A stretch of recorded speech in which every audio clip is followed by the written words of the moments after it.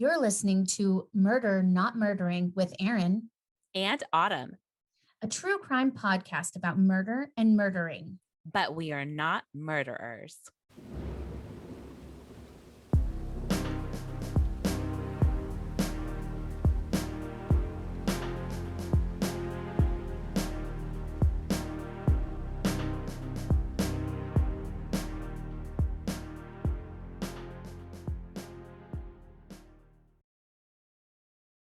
Hi, everyone. Welcome back to Murder Not Murdering with Erin.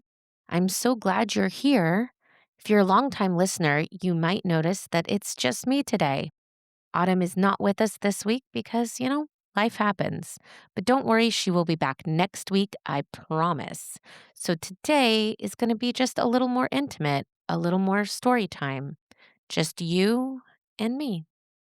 I've been thinking a lot about all kinds of crimes that stop the nation in its tracks. The ones where people remember exactly where they were when they heard the news. Not necessarily murders, though those, of course, linger, but kidnappings. As we've been talking a lot about the Nancy Guthrie kidnapping. I know it's been away from the headlines for a minute, but I thought I'd bring it back to that. And celebrity kidnappings have been on my mind. The kinds that hijack headlines and burrow into your imagination. When talking about infamous American kidnappings, the name that almost always comes up right away, especially for the older cases, is the Charles Lindbergh baby. In 1932, the infant son of the world famous aviator was taken from his crib in New Jersey. It wasn't just a crime, it was a national trauma. The press swarmed, conspiracy theories flourished. Congress eventually passed what became known as the Federal Kidnapping Act because of that very case. That case changed America and how we understood celebrity, privacy, and the reach of federal law enforcement. And then there are cases that hit a little closer to home for us here in Washington. In 1935, young George Weyerhaeuser, heir to the timber fortune, was kidnapped in Tacoma. His family's name was synonymous with industry in the Pacific Northwest and honestly still is. The Weyerhaeuser case was meticulous and chilling. There was a ransom note, careful instructions, a cross-country manhunt, and the boy was eventually found alive, which is fucking incredible. It was it felt like the entire region exhaled at once. It was one of those crimes that reminds you how vulnerability doesn't care about your wealth or status. There's something about the kidnappings that almost feel cinematic, larger than life. They make movies and write a lot of books about them. They expose the strange intersection between fame, money, and power, and the very ordinary human fear of losing someone that you love. And that brings us to my case this week. Because in 1963, at the height of American entertainment royalty, when the Rat Pack defined cool and Las Vegas glittered under neon lights, a 19-year-old singer named Frank Sinatra Jr. was taken at gunpoint from a hotel room in Lake Tahoe. The kidnapping of Frank Sinatra Jr. wasn't just tabloid fodder. It was bizarre and it was clumsy. It's a case that almost sounds absurd at times until you remember that for a few terrifying days, this was very real. A young man was held captive. A father was negotiating with strangers, and a nation was glued to that story. So, we're going to slow it down a little today. I'm going to walk you through what happened chronologically, and then we're going to talk about those kidnappers, who they were, how they thought this plan was going to work, and why it still feels like a strange cultural moment suspended between old Hollywood glamour and the very modern criminal spectacle. I'm Erin. This is Murder Not Murdering, and we're going to get into it. 3 knocks at the door. December 8th, 1963. The Sahara Tahoe Hotel, Lake Tahoe, Nevada. America is still in mourning. Just 17 days earlier, President John F. Kennedy was buried. Grief hangs in the air like cigarette smoke, and in room 417, a 19-year-old singer is running scales. He's not yet a star. He's not yet a headline. He's simply a son and a musician. There's a knock again. He opens the door. 2 men standing there. They say they have a package. Within minutes, the son of Frank Sinatra would be shoved into the trunk of a car, and the most famous entertainer in America will be waiting by the telephone. Like I said before, this is not a murder story, but it is a story about fear, ego, celebrity, and 3 young men who believed they could outsmart the FBI. Frank Sinatra Jr. was born January 10th, 1944.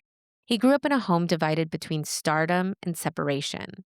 His parents divorced when he was young. His father's name was Global. His sister, Nancy Sinatra, would go on to become a star in her own right. But in 1963, Frank Jr. was grinding, touring modest venues, determined to earn his own applause. He was performing at the Sahara Tahoe for a week-long engagement.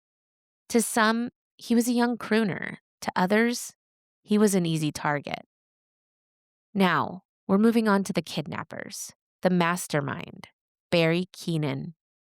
He was age 23, a former high school athlete, recently divorced, deeply in debt, and addicted to painkillers. This is not a great combo, and he needed money. He had 2 accomplices, Joseph Amsler and John Irwin.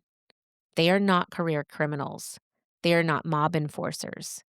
They are amateurs with a fantasy. Keenan later testified that he had been studying famous kidnappings, especially the 1932 case of the Charles Lindbergh baby. He believed celebrity meant a quick payout. He believed the FBI could be manipulated. He knew he was smarter than everyone else in the room. December 8th, around 9 p.m., Frank Jr. and his friend are resting in the dressing room. Keenan and Amsler knock. They say that they're delivering a package. When the door opens, the gun is displayed. They tied up Sinatra's friend with tape, blindfolding their victim. Frank Jr. later testified. They told me not to look at them. They said if I cooperated, I wouldn't be harmed. His hands were bound, a pillowcase placed over his head. He is escorted through a casino hallway, past slot machines, tourists, past security, and into the cold night. He's then placed into a trunk, driven away. The singer's friend quickly frees himself and notifies authorities. Roadblocks are set up, and the kidnappers were actually stopped by the police. But they bluffed their way through and drove on to their hideout in a suburb of Los Angeles. Headlines read, "Son of singer Frank Sinatra kidnapped in Lake Tahoe." Within hours, the FBI was notified. Because kidnapping across state lines is a federal offense under the Lindbergh law, this becomes a federal case immediately. By 9:40 p.m., the Los Angeles FBI office coordinates with Reno. Agents begin interviewing hotel staff, securing Frank Jr.'s room, dusting for fingerprints, mapping phone records, monitoring payphones. Director J. Edgar Hoover is notified. This is a high-profile case, and Hoover understands something critical. If Frank Sinatra's son dies, public confidence in law enforcement will shatter. On December 9th, the phone rings at Frank Sinatra's Bel Air home. They make a demand, $240,000. In 1963, that would equal roughly over $2.5 million today. But Frank was desperate, and he offered $1 million. But the kidnappers declined the larger offer. He just wanted his son back safely.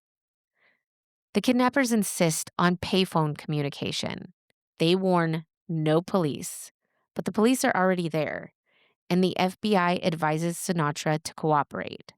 Frank Sinatra Sr. agrees without hesitation. He reportedly says, "Whatever they want, just bring him back." Remember, kidnapping terrorized celebrities back then, and without the technology we have today, it was much harder to find victims who were still alive. Again, like I said, the kidnappers insisted on using payphones to make calls. Frank Sr. was so worried he was going to run out of coins during all of these phone calls that from that day forward, he would carry 10 dimes in his pocket. This habit lasted a lifetime. Now it's December 10th. The ransom money is assembled in $20 bills. Serial numbers are recorded meticulously. The FBI agents prepare surveillance teams. The instructions are chaotic. Sinatra's attorney, Mickey Rudin, drives across Los Angeles following directions from payphones. Finally, the money is handed over at a designated drop location. No gunfire, no confrontation, just cash exchanged. Meanwhile, Frank Jr. is still blindfolded and inside a modest Southern California home. He later describes eating peanut butter sandwiches, drinking water, having supervised bathroom trips. He said he tried to remain calm by singing to himself. He estimates that he is held for about 54 hours.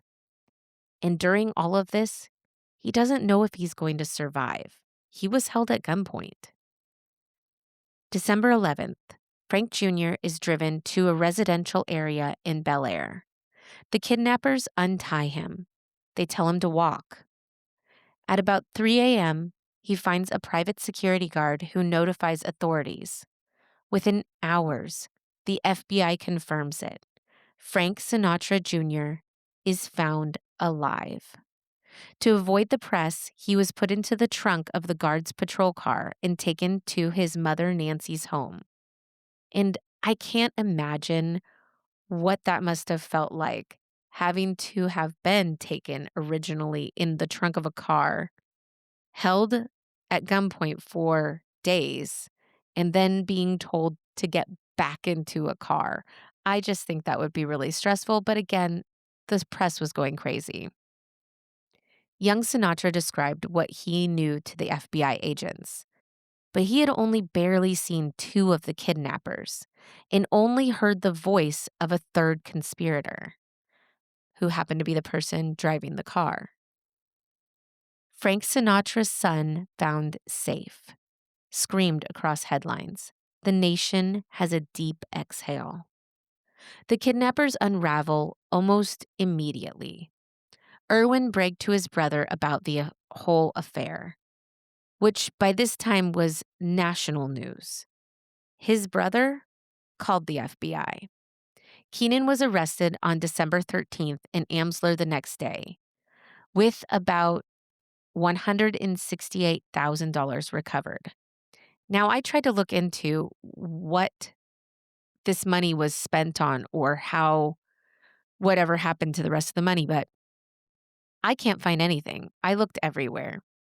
I do know that Barry Keenan eventually starts making some money after jail, but we're going to get into that later.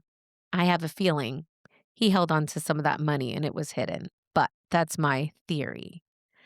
Joseph Amsler confesses within days. Evidence accumulates rapidly. On December 14th, 1963, Keenan was arrested. Erwin follows.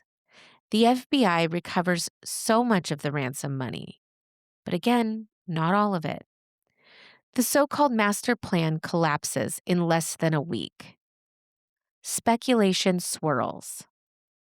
Barry Keenan attended school in the same Los Angeles area as Nancy Sinatra. Tabloids imply that there was some sort of obsession. No credible evidence links her to any involvement. But in a post-Kennedy, media-frenzied America, proximity can sometimes become conspiracy. And the Sinatra name alone fuels the headlines. Now we're going to get to the trial. Federal court. Barry Keenan takes the stand. Quote, "I never intended for him to be hurt. I only wanted the money." Now he says that, but Keenan's lawyers tried to frame that the whole entire crime was a hoax. A publicity stunt coordinated with the people tied to the family. That story would go on to surround the case for years to come, long after it was proven false. Even today, many people believe that Junior had a hand in his own kidnapping. Frank wrote a chaplain years later who knew the boys and took care of the boys and actually asked for some sort of forgiveness for them. And in the letter, which I believe sold a few years ago, he talks about how upset he was and to say that this was a hoax and how that would affect Frank Jr.'s career for the rest of his life, claiming that he somehow made all of this up, was asinine and out of control. He was really upset about it, and the letter is 6 pages and very strongly worded. If you're interested in that, you can definitely read it online. I would check that out if you are, again. So Frank Jr. testifies calmly. He describes the blindfold, the trunk, the fear. All 3 men are convicted of the kidnapping and conspiracy. They go for the most extreme conviction possible, life imprisonment. They would later be paroled after serving years behind bars. The mastermind, Keenan, was later adjudged to have been legally insane at the time of the crime, and hence not legally responsible for his actions. And I personally think that is bullshit, but that's just me, and again, my own personal opinion. But in the end, Amsler and Irwin both end up serving 3.5 years, while Keenan served just 4.5 for the kidnapping. Now, there's so many theories that surround this. Was it a publicity stunt? Again, no evidence supported that. And the FBI investigated thoroughly. Real money exchanged hands. Convictions followed. There's also a question of, was this a mob orchestration? Frank Sr. had a lot of underworld associations, and that fueled whispers. No evidence, though, links this to an organized crime plot. Also, desperation. Almost all historians agree that Keenan was drowning financially, and he led this whole thing with an inflated ego. He also, again, like I said, was addicted to painkillers, and that's an expensive habit to have. Frank Sr. never publicly dramatized the ordeal, but Old Blue Eyes kept the 10 dimes for the rest of his life. In fact, when he passed away, he was buried with 10 dimes in his pocket, just in case you run out of money at that payphone. Frank Jr. continued performing, never forgetting the kidnapping. It became one of America's most infamous celebrity abductions, a case born in the era of payphones and paper currency. Keenan was released from prison in 1968. Now, this is why I say he had to have saved some of that money, because as soon as he was released, he dove into the real estate world.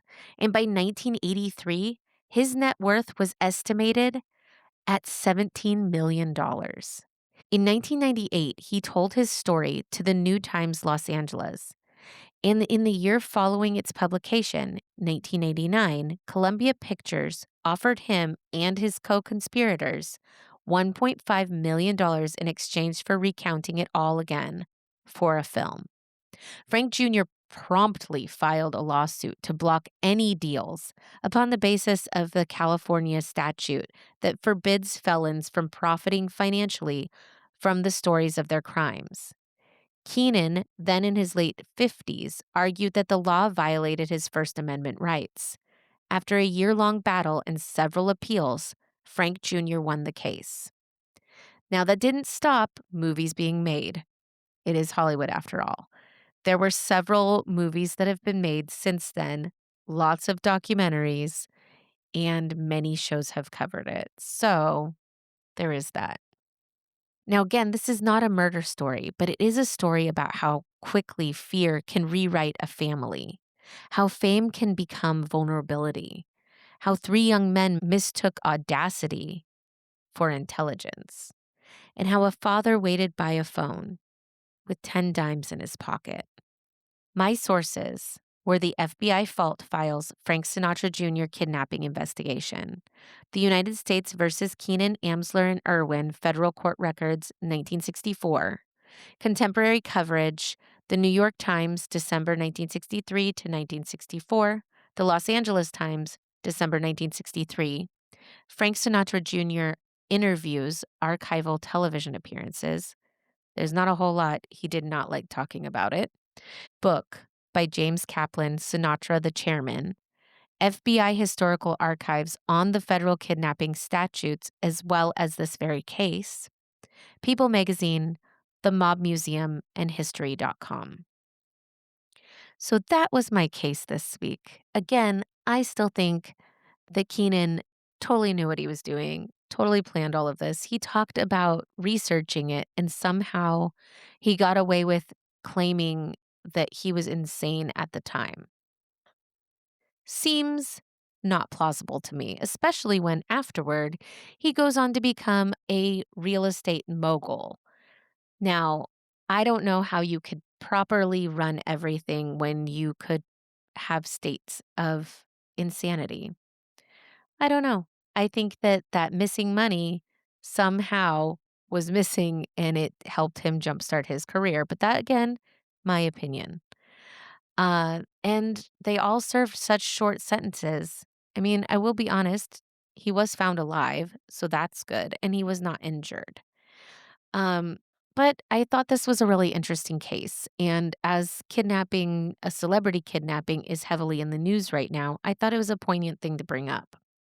I hope that you liked this case.